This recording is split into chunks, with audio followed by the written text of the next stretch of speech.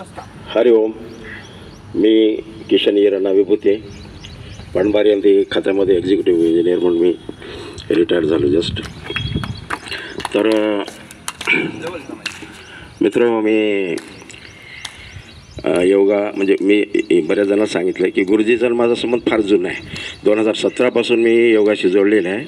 इथं मला काही नंतर जेव्हा कोरोना लागला आणि त्याच्यानंतर मग गुरुजीने ऑनलाईन योगा सुरू केले, ते आम्ही फॉलो केलं. त्याच्यानंतर मात्र मध्ये गुरुजीने वामननगरला काही क्लासेस सुरू केले ते त्याचे मेसेज येत होते, पण मी घरीच करत होतो.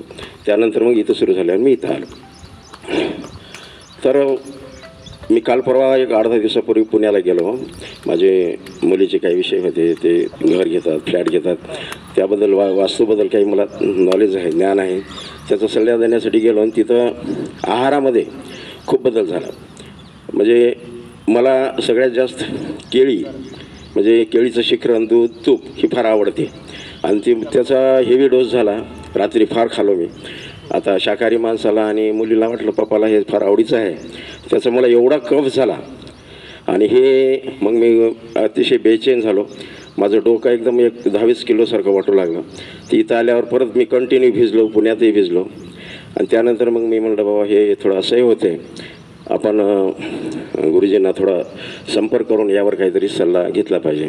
मग मी गुरुजींना काल मेसेज केला, सर मला गुरुजी काल पण याचं नव्हतं, मला योगाला येण्यासारखी परिस्थिती नव्हती. माझ्या अंगात ताप पण आहे, भरपूर टेम्परेचर आहे आणि बॉडी पेन खूप आहे. मला सर्दी जर झाली तर भरपूर टेम्परेचर येते.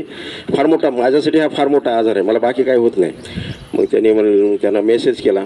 त्यानंतर ते म्हणले तुम्ही सर गुरुजी तुम्ही सकाळी काही औषध जर आणता आलं तर माझी विनंती आहे, आणता येते का पहा. पण गुरुजी म्हणाले नाही नाही, तुम्ही काय करा, आत्ताच या, घरीच या म्हणले आणि आपण त्याच्यावर ट्रीटमेंट करू. योगायोगाने तिथं मी गेलो. आमचे मित्र बालाजी खरात आणि खराताई पण तिथं आल्या होत्या. त्यांचे काही इश्यूज होते, त्यांच्याबद्दल चर्चा तिथं झाली.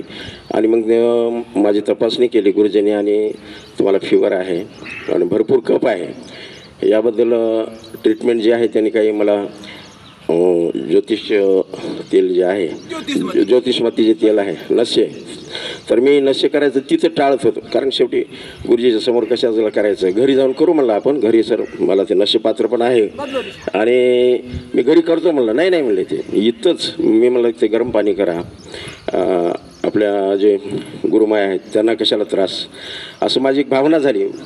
माझी पत्नी पण सोबत होती. तिनं माझे काही जे दुर्गुण आहेत माझ्यात ते सुद्धा तिथं येऊन विश्लेषण केले. गुरुजींना सांगितले बाबा यांना हे आहे, सगळं ऐकतात, बाकी काही प्रॉब्लेम नाही, पण ते तुपाबद्दल फार ह्यांना आवड आहे आणि ते नको तेव्हा खूप तूप खातात म्हणले. आणि मग त्यांनी सांगितले तुम्हाला हे तुपामुळेच झालेलं आहे. आणि मला तिथं समोर त्यांनी स्वतः नश्य करून घेऊन माझे आता जिथं जे मी काही हँडकरचे बांधले होते 2-3 पूर्ण भिजून तिथंच गेले आणि पूर्ण माझं डोकं जे आहे 8-10 किलो एकदम हलकं हलकं वाटू लागलं. मी आज एकदम एवढं कमी झालं. त्यांनी स्वतः उभा राहून खूप काळजी घेऊन आणि त्यांचा खरंच हात लागला की ज्ञानेश्वर माऊली जसं म्हणतात वात्सल्यामध्ये किती गुण असतात, तर वात्सल्य प्रेम त्यांच्याबद्दल त्यांचा हात लागल्या माझ्यामध्ये कमी व्हायला लागला. आणि मी रात्रभर मला झोप आली आणि त्यानंतर मी सकाळी परत योगाला यावं की नाही मी म्हणजे त्यांना म्हणत होतो, पण त्यांनी म्हणले तुम्ही सकाळी टणटण होता आणि तुम्ही या, काही अडचण नाही. तर संतांबद्दल की योग्याबद्दल तुकाराम महाराजांनी सुद्धा खूप सुंदर विश्लेषण केलेलं आहे. त्यामध्ये त्यांनी म्हणलेलं आहे की योगी जे असतात, संत जे असतात, ते एक अभंग आहे त्यांचा, टाकीला दुकान आले अशी देतो दान, संत उदार उदार भरले अनंत भांडार. हे जे संत असतात, योगी असतात, ते अतिशय उदार असतात. त्यांचं दुकान काय असते, आलेल्याला दान देणं, आलेल्याला मदत करणं. म्हणून घालीला दुकान देतो आली अशी दान, संत उदार उदार भरले अनंत भांडार. हे तुकाराम महाराजांना पटवून सांगितलं समाजाला. आणि त्यानंतर परत म्हणले, आणि हे खोटं वाट, आता कोणत्याही गोष्टीला इव्हिडन्स लागते, हे कशाला म्हणून आम्ही संतांच्या बाबतीत योगाच्या बाबतीत एवढं आम्ही मानायचं कसं. म्हणून त्यांनी सांगितलं की संतावर किंवा योग्यावर तुम्ही विश्वास ठेवा, काही न लगे एक भावची कारण आणि तुका म्हणे आन विठोबाची.